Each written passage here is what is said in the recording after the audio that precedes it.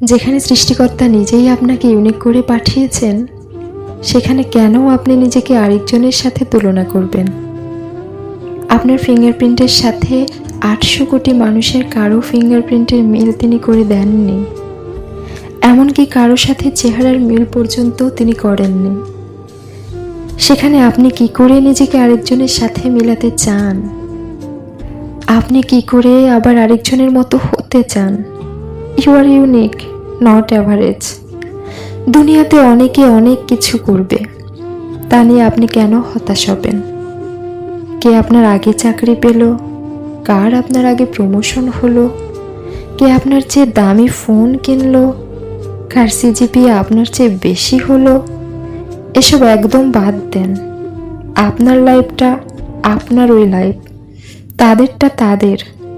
কেউ আপনার থেকে পিছিয়ে থাকলে আপনি কি মৃত্যুর পর বেহেশত বা স্বর্গে যাবেন?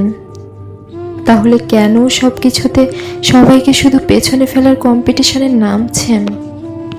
মার্কেটের দামি শাড়িটা পাশের বাসার ভাবি কিনেছে, তো কিনুক। লেটেস্ট আইফোনটা আপনার বন্ধু কিনেছে, তাতে কি আপনার অ্যান্ড্রয়েড সেটটা বন্ধ হয়ে গেছে? তাহলে মন খারাপ কেন করছেন? আপনার কলিগের প্রমোশন হওয়াতে আপনার কি চাকরি চলে গেছে? তা না হলে কেন তাকে অ্যাপ্রিসিয়েট করতে কষ্ট হচ্ছে? আজ তার প্রমোশন হয়েছে, কাল আপনার হবে। স্রষ্টা আমাদের ক্রিয়েশন সিস্টেম এমনভাবে করেছে, যেখানে কারোর সাথে কারো মিল নেই, সেখানে আপনি মিলাতে গেলেই তো সিস্টেমের বাইরে চলে যাচ্ছেন। তাই তো আরেকজনের সাথে তুলনা করতে গেলেই মন খারাপই হয় শুধু।